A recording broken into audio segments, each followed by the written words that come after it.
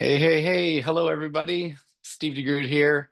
Oh my goodness. My team is not with me just yet. They're busy, but if you can put into the chat, if you can hear me okay, we're going to do this together. You're going to be my co-pilots.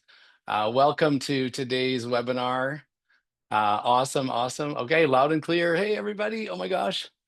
I just want to say, um, we've been so busy at Brivia and traveling across our country and working with so many amazing people. I'm always inspired by the people that stop in their day to take time to spend with us. So let's get it in the chat. Oh my gosh, I see. So I feel like that lady from Romber.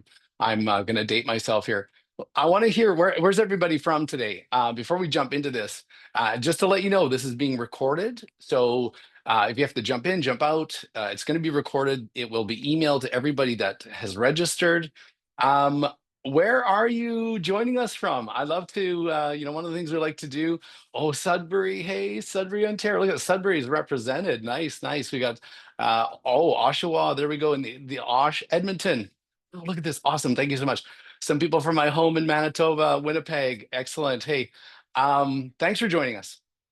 I'm going to try to keep it light. There's going to be some dips in this. And as you know, we love to keep it real at Brivia. We love to do this. 186 people registered for this webinar today. And I continue to be inspired. And somebody asked me the other day, why do you do these webinars? You guys are so busy. It's one of my favorite things to do is to give. And as a matter of fact, speaking of Sudbury, I'm going to be there in a month. And one of the things we're doing at Brivia, again, I used to do it all the time, is the cities that I'm in, I would love to do free parenting session nights for parents, teachers, coaches. So reach out if you wanna find out where we are. Today we're talking about leading through disruption, how to cultivate confidence and calm. And I think there's a good reason why we had such an uptick on this, and that's because we're in perpetual disruption. The world is very hard to understand, and everything seems to be changing from climate to business to what's going on in the globe and just everywhere. So today we're going to talk about we don't need more complexity.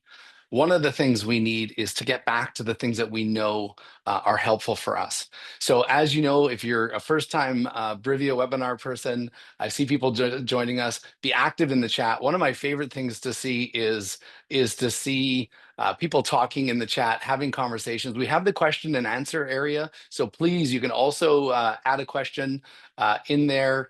And please do what you can to stay engaged, ask questions, make comments. And here we go.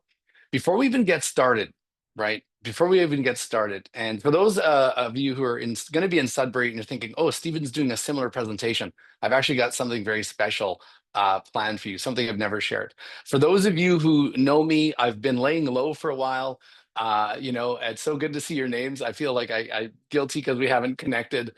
I've been laying low to finish the book.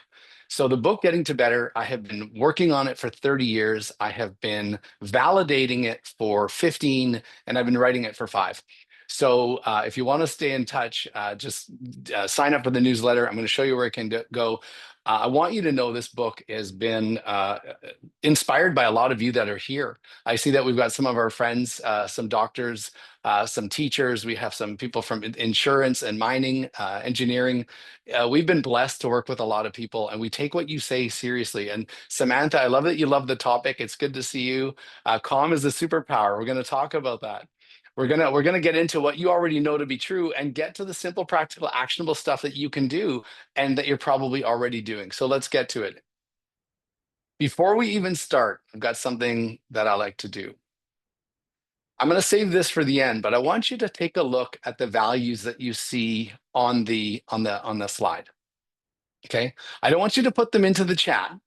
What I want you to do is I want you to take a moment to take a look at those values. And I want you to write down, okay? So take a piece of paper or a scratch pad or a napkin, and I want you to write down the 3 values that you connect with the most, that you feel right now. And sometimes it can change. Like today, I'm connected to family, right? I'm connected to safety. I'm connected to courage. And if there isn't a value up there that because these are just a few, right? I want you to write 3 down right? I'm going to write down for me, I'm going to write down, I'm not going to tell you, well, I might show you, but I want you to write down three values that speak to you that are so important to you at this point in your life, maybe in your work or in your family. And I want you just to write them down and I want you to circle them three times and just set that aside. Okay. So let me know in the chat if you've done that. I just want to see if you've done that. This is going to be something I try out. Most of you don't know where this is going to go. Let me know in the chat if you've got that done. Awesome. Thank you, Stefan. Okay, awesome. Colby, Shanna, good, good. This is going to be awesome. So I just want you to slide them away and I want you to think about those in just a moment. I also want you to do a quick reflection. This is about crisis. So we've had the privilege just in the last month of working with over 1,000 people, and we feel blessed. And everyone's talking about how difficult it is that there's constant disruption, there's constant change, there's constant crisis. So I want you to think about your own experience. When have you been in a time of crisis or disruption when you had a leader or a colleague that helped you get through it? So I want you to think about that. Just think about that for a second. Think about a time where you were going through massive disruption. We're working in health care. As a matter of fact, I'm in Edmonton today. I don't think I shared that I was in Edmonton. Maybe I did on the chat. We're working with some health partners here. So tell me about a time. What was happening? I'd like to see it in the chat. What was happening that made that time better? Okay, so we know it was disruptive. We know there was crisis. We know that there was tumultuousness. We call it nuked, new, unpredictable, complex, and disruptive. But let's see in the chat, what were the things that a leader or a colleague did, they said? What kind of behaviors or actions or interactions did they take that helped make that crisis situation better? I'd love to see that in the chat. We're going to go over some of the qualities that we've heard, but I would love to hear what your experience was, right? Right? They lend their calm. Oh my goodness, right? Listen, validate, sharing past experiences, asking, encouragement, understanding. There's calm again, kind and compassionate. I love this. Right. I want you to be the research because you don't need 8 out of 10 people to tell you how you felt during that time. And look at this. I love it. I'm seeing validation, understanding, support. So even though we've got diverse people from tons of different places. Oh, nice to see you, Tanya, Samantha. Oh my gosh. So many people I haven't seen for a while. Oh, Seth. Steph showed up. All right. So have a look at that list, right? The we mentality, the kind, understanding. It's okay to set down your balls that you're juggling. Awesome. Thank you, Cheryl. Right? Provided clear feedback and understanding. This is great. You know what it was. So this is where we take the complexity and we kind of dial it right down to simple, practical, and actionable.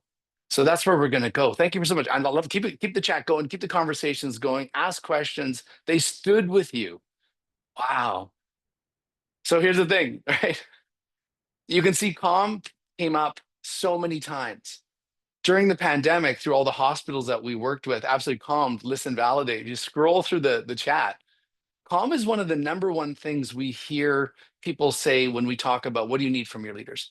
Right during COVID, of course, Brenda Badyuk is going to join us, one of the Brivia team members, past president of SOGH. We worked in a variety of hospitals through the pandemic, and the number one thing people said they needed was to feel calm. And Brenda's here. Awesome. Thanks, Brenda, for being here. Yeah, people cheering on Brenda. Brenda is incredible. We heard calm, and we heard Sarah say that and Samantha say that in the beginning. And most people are thinking about calm.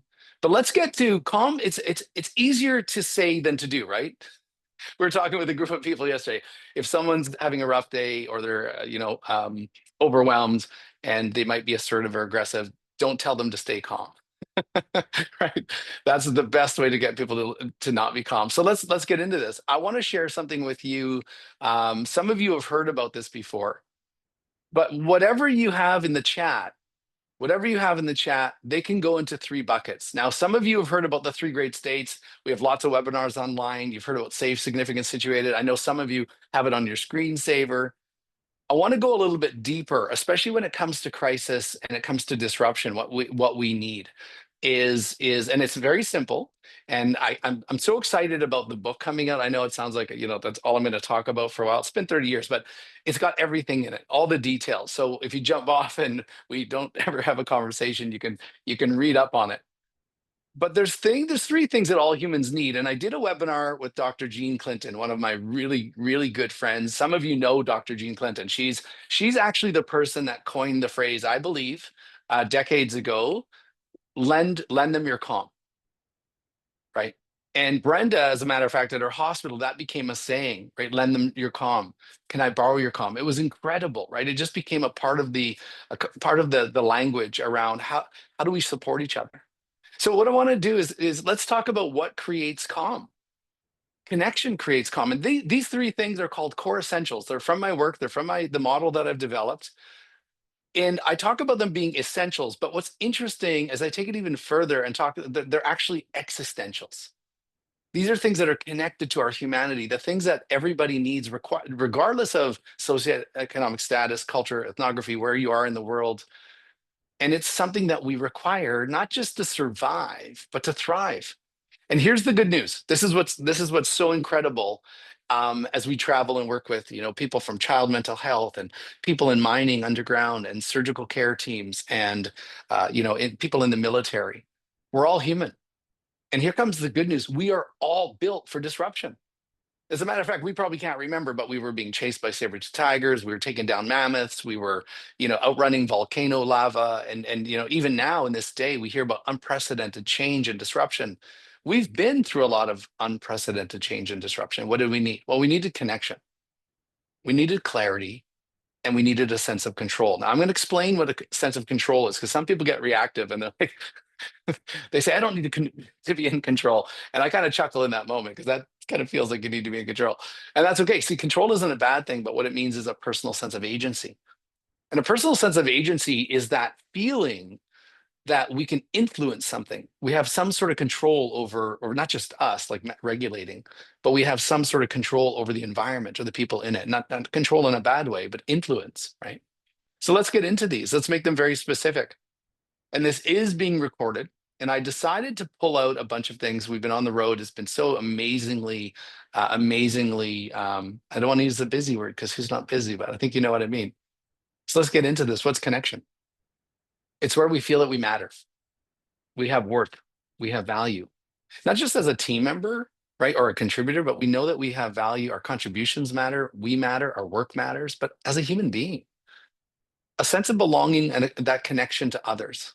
Can you relate to this? I want to see this in the chat. Can you relate to connection? Is that something that you feel that you require? Now, some people need it more than others, right? Is that resonating with you? Clarity. Yeah, it is. All right. Awesome. Okay, very much. Awesome. 100%. I'm terrible at math, but I think that's pretty high. How about clarity? Let's go to what's clarity? Clarity is that clear purpose. Now, if you know the three great states, they're actually overlapped, and where I take it in the book is that the three great states are great because of the core essentials. But we won't get into that now. And I love look at the chat. I love the validation, clear purpose and direction, roles and responsibilities. So this isn't really complex. We just know that as humans, when we have clarity, right? Roles, responsibilities, structure, routine. And this word I want you to put, to think about when you think about clarity, predictability. One of the things we require as humans, right from the moment we're born, is a sense of anticipation and that we can predict what's happening, right? So that's clarity. Clarity lends itself to feeling secure. Thank you, Jennifer. Good stuff in the chat.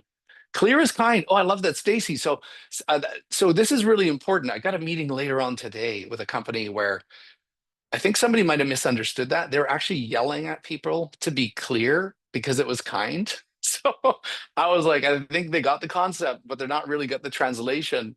And it was actually not a very good moment for the people in the room. So I had to kind of give some feedback, right? So clarity without connection, right? So the connection is the calm, connection is the relationship, connection is the trust. Then let's bring in clarity. So if we want to say clarity is kind, it's important to bridge both, right? I love it. Look at that stuff in the chat. Thank you, Saima. Let's go to control. Talked a little bit about it. Personal sense of agency, that perceived ability to influence myself. Like you've heard of regulation. We'll talk a little bit of self-regulation, the ability to kind of calm myself down mentally, emotionally, go for a walk, take a deep breath, right? But also control is about the ability to influence the people around us, our children, the kids on the team, the employees that we work with, the care team that we support. So connection, clarity, and control are existential requirements that we need under normal circumstances. When disruption hits, when crisis hits, and this is why we go to connection, clarity, control over the three great states, because the three great states, if you know of them, are like proactive, ongoing. So let's talk about what happens in moments of disruption. You know this because you're human. Well, I've been saying shift instead of the other SH word, right? We've been talking about when the shift hits, right? The shift hits the fan, right? Smells like shift in here, right? And when major shift hits, the first thing that it does is it compromises clarity. So our predictability gets disrupted, our anticipation gets disrupted, our routines get disrupted, our goals get disrupted, right? So because it compromises clarity, it's not a good thing for us from an existential or an essential perspective. The next thing it does is it challenges our connection. It challenges our relationships, right? Have you ever heard breakneck speed? We work with some companies that are working that. Our friends in health, oh my gosh, you folks are running and like trying to juggle so many things. It's incredible.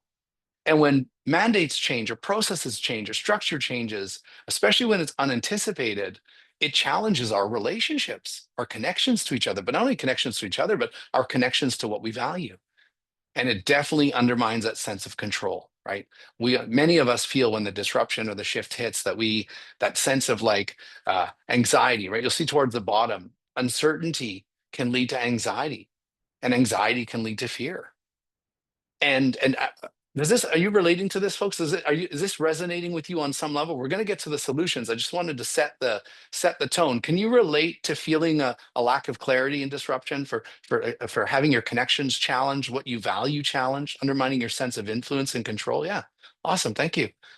This is so important, right? And I want you to challenge too. Put questions in the chat, and I got Brenda here to help me out if I don't see them, because my ADHD is awesome for for catching multiple stimuli. Dealing with the pandemic was a good example. Absolutely. Right. But see, what's interesting is the pandemic, and we don't feel like we're out of it. People say post-pandemic, and I want to shout out to my brothers and sisters and they in health. Like people talk about post-pandemic, but in some places there's nothing post about it. We're still struggling, right? There's still that wave that we're in. And I see some great things in the chat. Nothing nothing is constant but change. That's a great quote, Reagan. So here's the thing about change. We're always changing. So there's some myths around change. We won't get into those now, but I want to get into this. I'm glad that you can relate to this. Ever feel some of these, folks? Have you ever felt some difficulty concentrating? Some days I look at this list and I'm like, yeah, that was me last Tuesday. Right? These are common signs of dysregulation. One of the things that we like to talk about at Brivia is, and we're seeing it in all sectors, that disruptive behavior, stressful behavior, people being sharp, being rigid, falling back on maybe behaviors that they may not be proud of. Um, can absolutely quote me, right? Uh, People are getting performance managed for some of these behaviors. And one of the things we want people to know, we're not saying that the behavior is okay. So I want to be very clear about that. But what we're saying is that we have to understand, like, not what's wrong with the person, but what's going on with the person and what is happening. And this is where this stuff comes in. What is your role as a parent, as a leader? So we're here for leaders, right? But we're here for parents and teachers and coaches. Let's simplify this, right? There's some great great things in the chat. Right. Yeah, absolutely. Samantha, it's a sign that someone needs to support. And so let's look at this from the core essentials perspective. And what I love about this is you're already doing this, folks. You're already doing this. You're already connecting with the people you're responsible for. So let's look at this. Your role as a leader when the shift hits. Because if you think about it, if I'm working with Seth and I have a little bit of training, and Seth's having a day where he's not concentrating, he's not focusing. We have $1 billion question, like, what do we know about this from Seth's perspective? The answer is always nothing. And then I got to think, maybe he's not feeling connected. So I start to check out these things, right? Maybe, just maybe, his connections have been disrupted, his relationship, maybe some trust in the relationship, on the team, in the environment. Maybe something's changed, like compromising his clarity. Maybe he's not sure what his role is. Maybe there's been a shift. We've all experienced that, right? A new mandate or a new set of responsibilities. How about a new portfolio, but you don't get the portfolio, right? I don't know. So clarity becomes compromised. So our role is to provide that sense of connection. Our role is to provide clarity. Our role is to provide somehow a personal sense of agency. Now, what's important is these four words. Okay. I want my perfectionist brothers and sisters in the room, the theys in the room that know that, I call myself an idealist, realist. I'm not sure if I'm going to acknowledge that I might be a perfectionist one day. I don't know. Dr. Jean Clinton might have different opinion on that. So to the extent possible, why am I saying that? Well, no matter how hard I try to support Seth, right? I'm human. You're human. There's going to be some days I don't thank him as much, right? Like connection. There's going to be days that I forgot to check in on him because I got slammed with the real, that hit me when I got in the office. Clarity, I'm trying my best. He has his roles and responsibilities. I couldn't keep up. So this is what I want you to know, folks, especially the great leaders in the room, like the great parents, the great coaches, the great teachers that are here today, and those that are going to see the recording. I know you're trying your best. I already know that. There's no need for any blame, shame, because that blaming, shaming leads to gaming. And I think to the extent possible, let you cut yourself some slack. There are going to be days where you don't do as well as you want to do, and that's okay. That's what mistakes are, right? People say I made a mistake or misstepped. Well, the miss is you missed a take, so take another one. Don't beat yourself up. Okay. How's this resonating, folks? Is this helpful for you? Want to get into some more practical strategies? Anybody pumped about some practical strategies that you can do that some of you might even already be doing? See it in the chat. All right. Connection, clarity, and control. And sometimes some of us need more of one than the other, right? Some days we might be lacking connection and we need that more. We require that more. Some days we need clarity. So what's important here is that understanding what people need in the moment. We're going to get to that. It's important not to be afraid to ask for help. Thanks. That's awesome, Christian, right? Acknowledge when you're not sure. This is perfect. This is awesome, Christian. Thank you for the great segue, because one of the first sets of practical tools is courage in crisis. Now, some of you have heard me talk about this. I remember one time, like so much, and I want to give credit to Reed Love from Manitoba. And if hears this, I'm gonna have to apologize for shouting him out like this, but I like to give credit where credit is due. And it was right in the middle of the pandemic. And we're talking about what you're saying, Christian. We were all in this big call and we were wondering, like, how do we show courage when we're scared? How do we and courage is this idea, like you hear people say, like, show courage. And we're never really taught how to do it. And so we had a conversation, and building on the things that we were doing, hearing what people needed, we came up with this approach. How do you do courage in crisis? Well, let's start with vulnerability. And Christian, you're right. It's okay. And this is important, folks, because it's alive and well. Never let them see you sweat. Don't show any fear. And I'll tell you, this stuff has run its course. As a matter of fact, I'm going to go on record as saying it's actually undermined our own resilience by adhering to those moments. Show some humanness and little vulnerability. I'm going to give you an example of how this works. If you have examples, throw it in the chat, right? I love the folks here, right? Engaging. What's optimism? So vulnerability. I'm not going to hang there for too long. Like Christian, I'm not going to unravel and start crying and just melt right in your office, because you need me. You need me as a sense of control, some sort of agency, right? And so optimism is moved to a focus on something positive and hopeful, something real that has occurred, that is relevant and relatable. And here's the positive side of this disruptive coin that we're in, is that I don't know whether it's fortunate or unfortunate, but we have been working with hospitals that have experienced just unnecessary accidents or deaths. Some of our, mining friends have just been through some forest fires, and people have lost their houses. There's been floods, right? We've been working with folks that have had a bunch of other things happen, and what we can draw on is that's where we find optimism is thinking back and saying, hey, Stacy, hey, Reagan, do you remember that time? Right, Christian, Trudy, do you remember that time we got through that thing? So you show a bit of vulnerability, and this is how it goes. I'm going to get to the action. Move to it. Something specific and tangible. So think about this for a second. What's really, really, really critical here. We're taking these ideas, connection, clarity, and a sense of control, and we're breaking them down into specific steps. So if Christian, if Christian's my leader, and I love seeing you here, Christian. By the way, I'm going to send a shout out. Christian works hard, like you folks, to be a better person and a better leader. So I've been inspired by him. I've been inspired by people here. Vulnerability. What does that look like? It looks like this. Christian, I'm scared too, right? I'm not sure what to do, but what we're going to do is we're going to focus on what we can. So that's a little bit of vulnerability to show my humanness. That's connection. And then I'm going to move right away into optimism, right? I'm not going to hang in the vulnerability too long. I'm going to, like, we can do this. As a matter of fact, now it's important to get a concrete piece because sometimes say, we can do this, we can do this, but we don't give that concrete piece of evidence. Our brain actually requires concrete evidence for learning and working memory to kind of settle it down. So move to something positive that you've done before. Do you remember when H1N1 hit? Do you remember when the flood hit? Do you remember when we got through and came together and have a concrete example and then you move into action? Action gets that back into the front part of your brain, gives you a personal sense of agency. It's like, hey, Seth, Teresa, what's the next step? What's the next thing we need to do right now? Christian, who do we need to call? What do we need to do? And by focusing on the next step, we give people not only connection, we give them clarity, and that's where we lock into a personal sense of agency, a sense of control. I'd love to see in the chat if how do you feel about that? What are your thoughts on these 3 steps for demonstrating courage in a crisis or a disruptive situation? Let me know in the chat how that's going. I'd love to see, hear from you, hear from your perspective.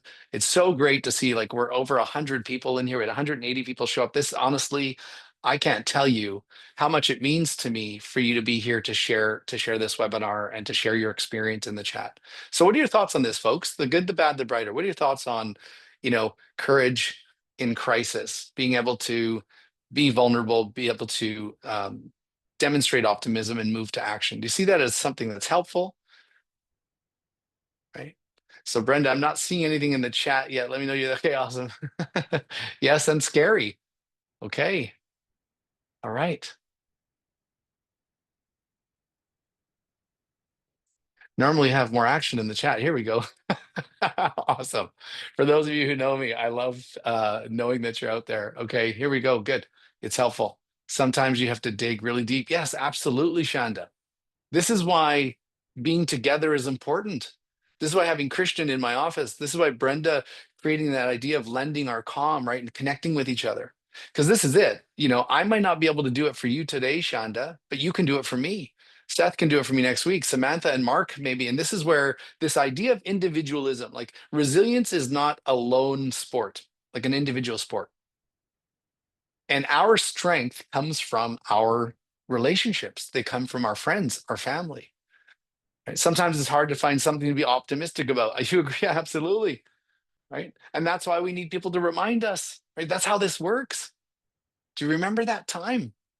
Right. And sometimes we don't. It's like I don't, and then oh yeah, I do, right? And your brain kicks in and it goes to the front of your prefrontal cortex. Thanks for jumping in. Sometimes it's hard, absolutely. That's why we're here today, right? Feels a bit overwhelming when you want action and you feel so busy. Yeah, not even think. And that's again, right? Sometimes when the disruption hits, Stacy, some of us are, now what do we do? But there's a reason why we run fire drills and we kind of prepare for these kinds of situations or prepare for a code orange and things like that in health and in mining, is that getting ready, right? Rehearse connection. And this is what I want to say, folks. Today, I can strengthen my connection with Tanya. Tanya, it's so good to see you, right? I want you to know, Tanya, I miss working with you, right? I think you're great. Do you know what I'm doing right now, Tanya? It's not a strategy. I want to reinforce our connection, right? Samantha, it's good to have you here, right? We connect on LinkedIn and stuff, and it's so great to see you here. And so this is what I'm doing, folks, right now. And for those of you that know me, I try to work hard at connecting with people as much as possible because I know the shift's going to hit. I know it's on its way. Stacy, that's part of it, right? So how can I keep everyone as clear as possible to the extent possible? How can we strengthen our relationship so that when the disruption hits, when the new, uncertain, unpredictable, complex, and disruptive hits, we're not scrambling to strengthen connection. We're not scrambling to strengthen clarity. We're not scrambling to, and see, nobody taught me that, folks, right? We know, so we get busy, but we have to take some time to strengthen those things. I hope this is helpful, right? And this is awesome having you here and sharing the chat. Now we're going to get into something that you know to be true, but it's something that gets like a lot of lip service, right? I wrote a blog called I've been waiting to write it, and now that the book's coming out, I'm not going to hold back. I'm going to share some of the things I know. We're going to start a bunch of podcasts and bring people on from the jails, from the prisons, from the military, and just get our heads and hearts and hands together to start talking about what's really important. And here, values. And I know there's probably someone out of 100 people plus on the line today is probably rolling their eyes, right? We've worked with companies in the past where you talk about values and culture, and people are like, oh yeah, here we go again, right? But I want to make something really, really clear in this webinar today, and it's something that keeps me up at night. Values, according to my work and our work at Brivia, right? And you can just Google this now, and with chat and AI, is one of the most powerful forces of meaning and motivation. Values provide connection. They strengthen our relationships. They strengthen our connection to what's important. They provide clarity. Like, think about it: excellence, integrity, respect. If we put that on the wall and as a team, we agree that that's something that's going to guide our interactions, not only does it provide connection, not only does it provide a sense of clarity, but here we go, it revolves and evolves and results into a personal sense of agency. See, one of the things I like about many of the people here, right? I am so blessed to know many of you, and I know that many of you are respectful. So let's talk about what's that got to do with resilience? What has that got to do with getting through disruption? Do you remember predictability, Louise? Jillian? Do you remember predictability? I know I called Seth out earlier. I don't know if he's still here. You know, if Seth, if you're here, throw something in the chat. I know you multitask. I'm going to say it anyway because it's being recorded. Yeah, there he is. I really like Dr. Seth Marks. And one of the things I like about Seth is he's so predictable. He's one of the kindest people I've met in years. And how does that how's that give me a sense of confidence and a sense of control? Um, I know I'm going to be okay when I call him, when we're together, when we're working together.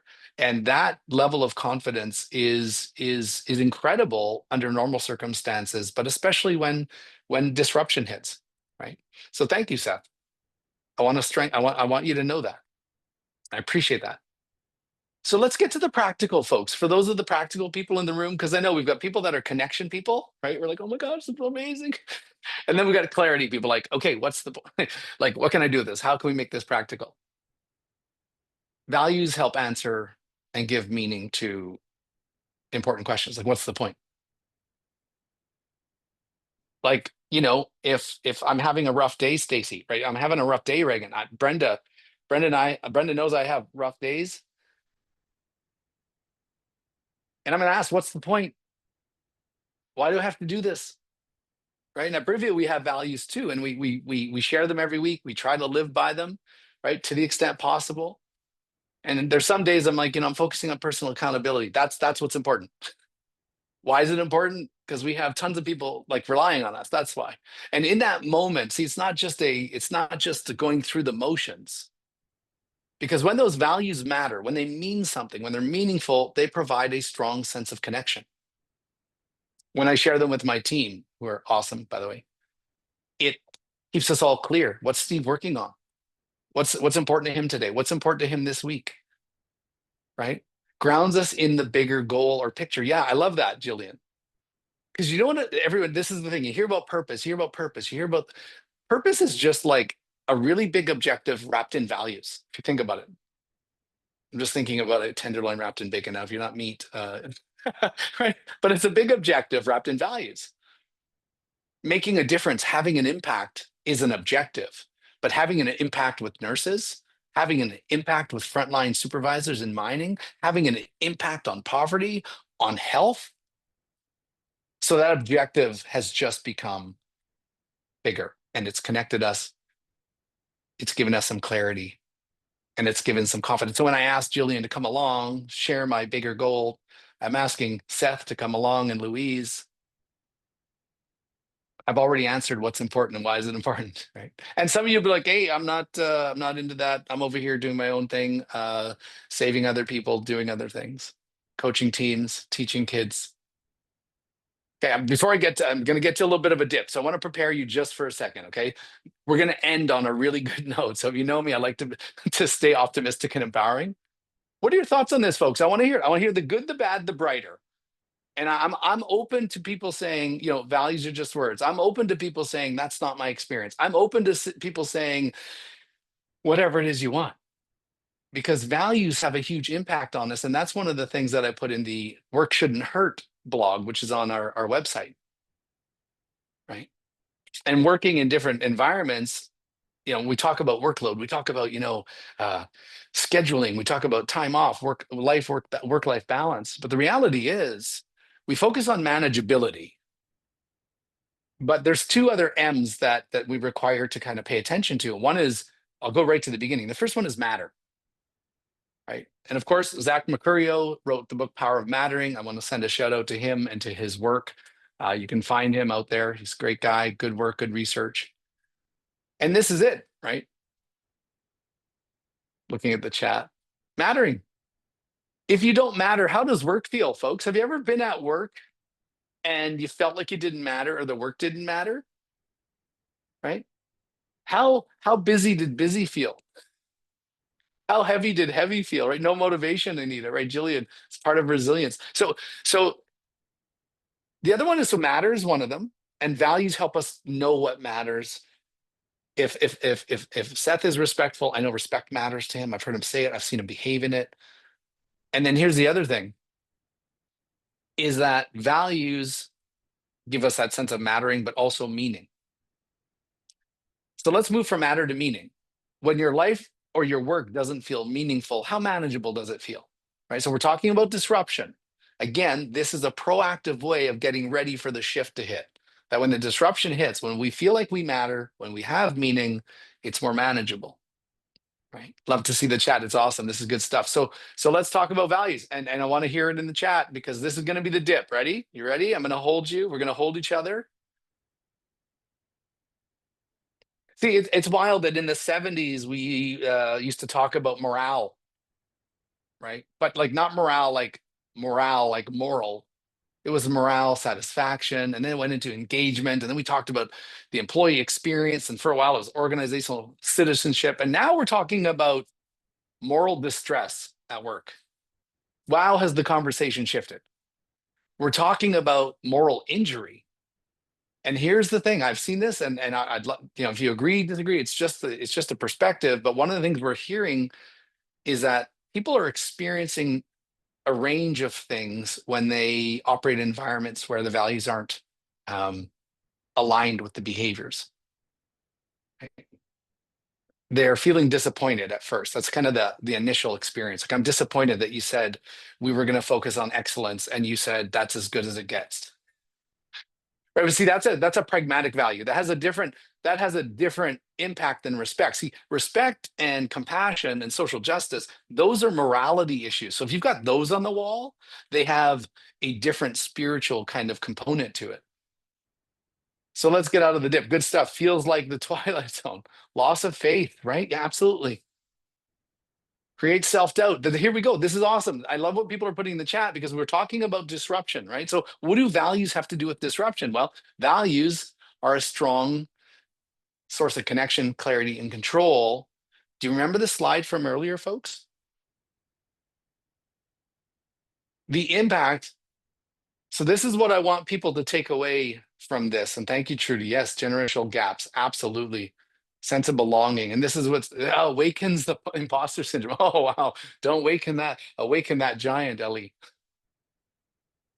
So on the slide, and this is a perspective that I think is important to start sharing, because I want you to know there's nothing wrong with you. There's nothing wrong with you when you feel tired. There's nothing wrong with you in those moments where you're overwhelmed at work and you're not sure what's going on. In a good chance, right? There's a good chance that you're not feeling aligned with the values and it's draining you. Yeah. Yeah. And I love what Samantha said, everybody. Thank you, Samantha. Scrolling back up, and everybody said some really great things. Not being seen or met when I am hurt hurts me a second time.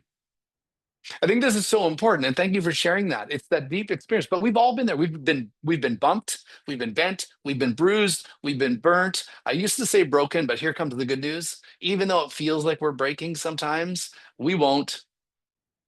We don't. As humans, we're built to bend, not break, but we need each other. So I want you to know that when we put values on the wall, because those values are resilience. They're our source of when the shift hits and the disruption comes and the lights go out and we lose our all that stuff. We need that clarity, connection, control that the values give us.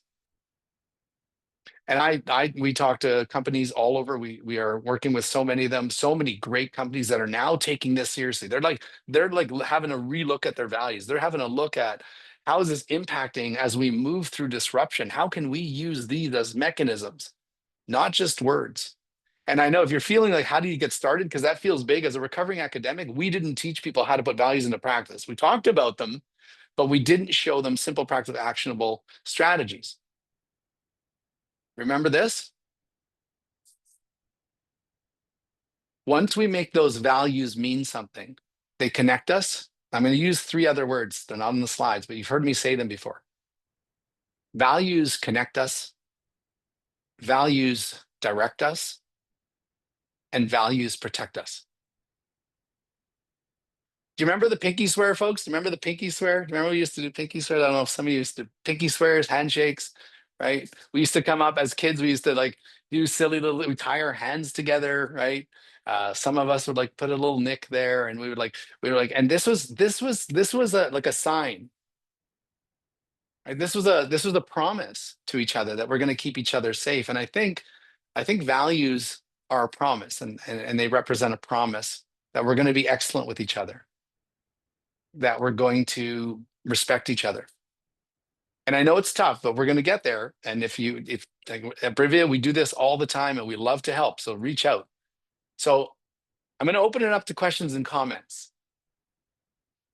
And I love, oh my gosh, so many good things in the chat. I asked you to do something earlier. And I know we're scheduled to the top of the hour. You know, we always kind of block an hour, whether we use the whole hour or not. But I want you to, if there's any questions or comments, here's my final exercise. I get a lot of people I get a lot of people tell me that values are just words and they minimize them.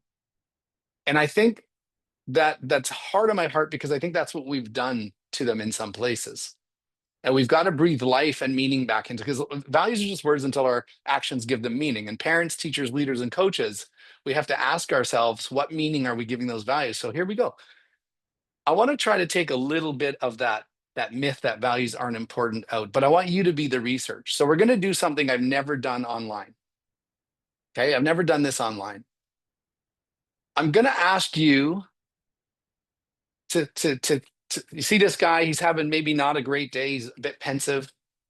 I want you to think about, and if you participate, I want to see you put this in the chat. So just give me a second. Here we go. I don't want you to get depressed, but I want you to think about a tough day. Okay, I want you to kind of get into that mindset. When we have a tough day, we ask a question, and it goes something like this: why am I doing this? Right? Or why am I still doing this? I want you to think about a day where because I'm going to ask you a question. So I'm going to put you in a scenario where I'm your supervisor. Okay, I'm going to be your supervisor, and you don't feel like doing anything.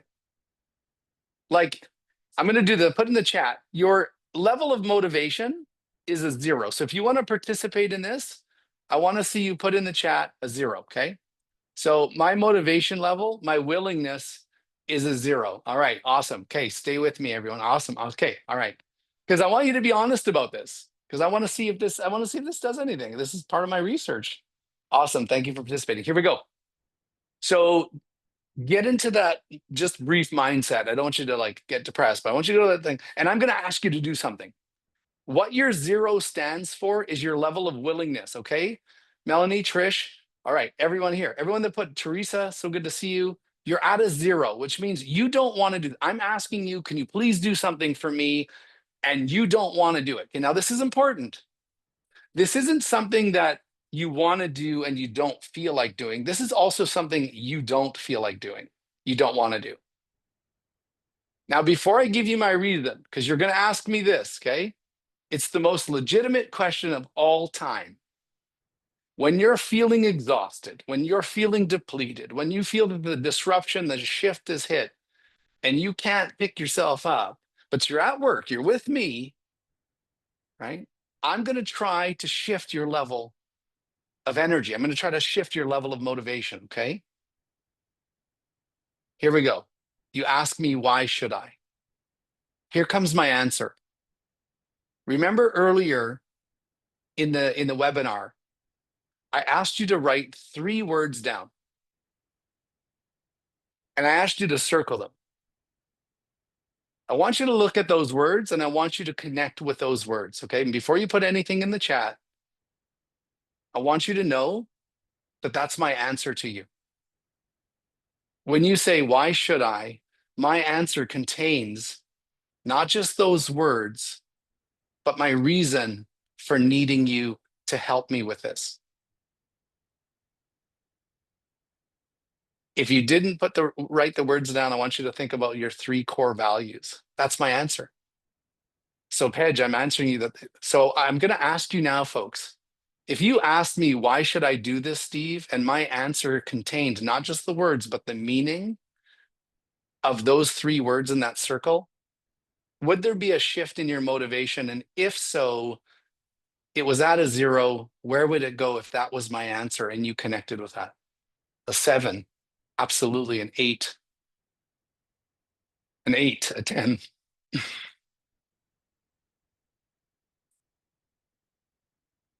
Just got to gather myself for a second. Wow. It's overwhelming to me. Sorry, I'm just having a moment. But no one ever taught me this. That when the shift hits,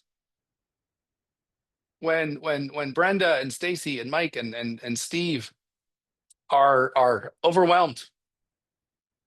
See, I was taught because you have to. I was taught because it's your turn. I was taught because it's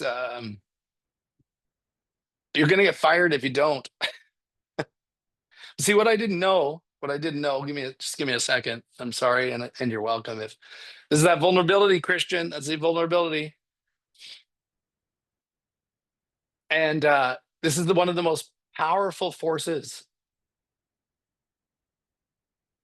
in that moment, but we're not taught. So from today on is get to know what values your team values.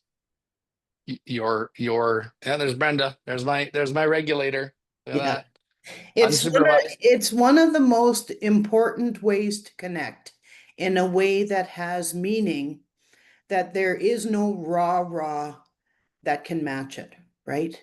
It brings you back to your purpose. It connects you to your essence, to your why.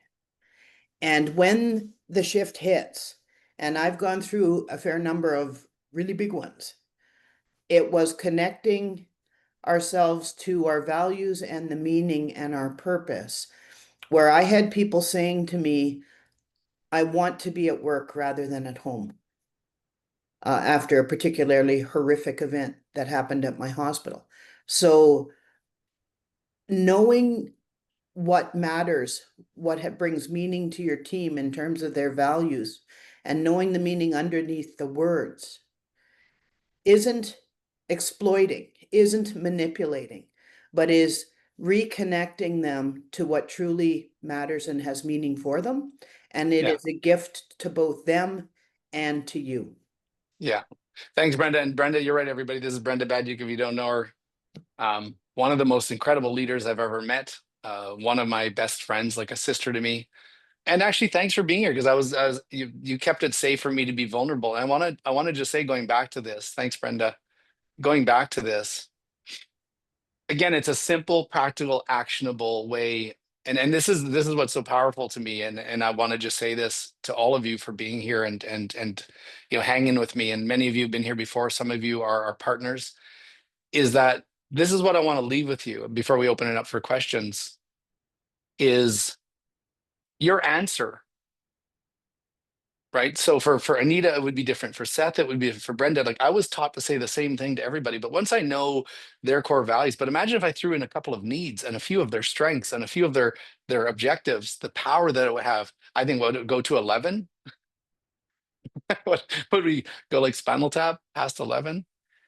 So your answer in less than 30 seconds could mean the difference between giving up and getting up in that moment. And I think that's one of the most powerful things. I didn't know I was going to have that reaction today.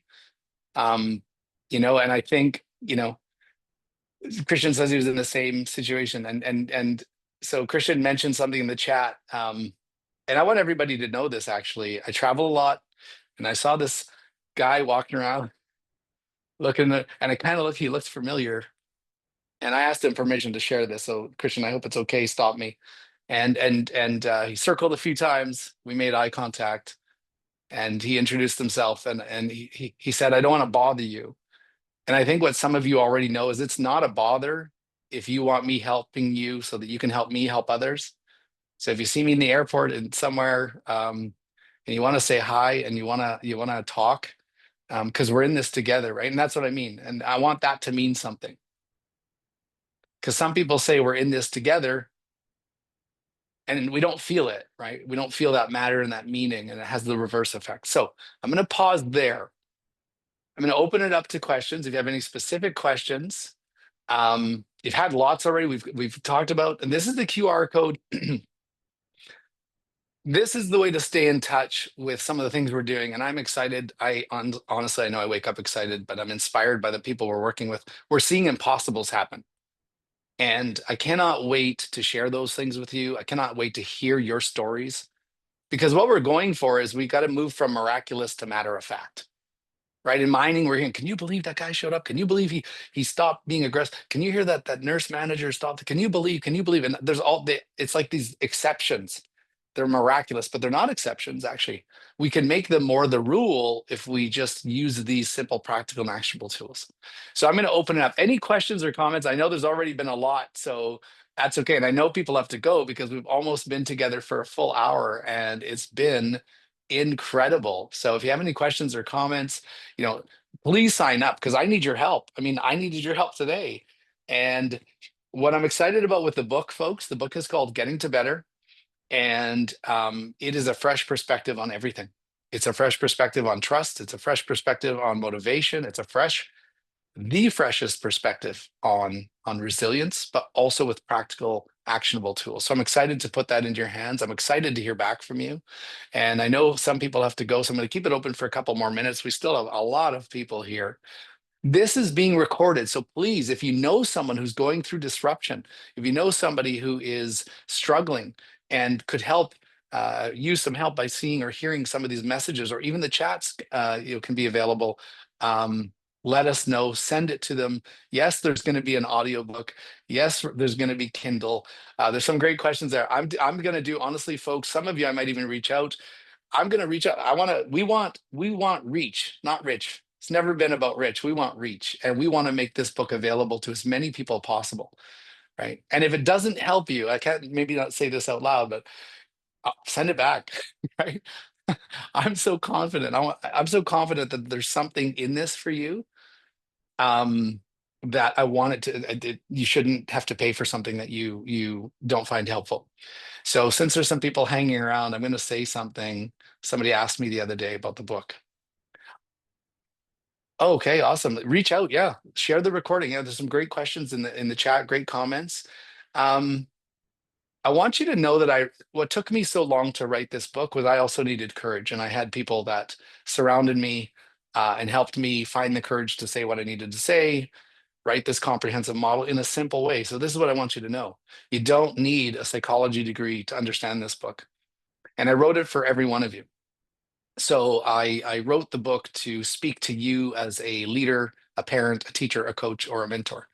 And I'm super excited to share it with you. So stay in touch. And I know many people are dropping off, but there's still so many here. I want to say thank you very much for joining us. I want to say thank you to Brenda Badyuk for being here. And just supporting me every single day, and my team. We have so many people. Brivia is growing. And thank you everybody for showing up and sharing time and space out of your day. Because I know when you're here, um, someone else isn't getting you. And I know people need you. So have a great day.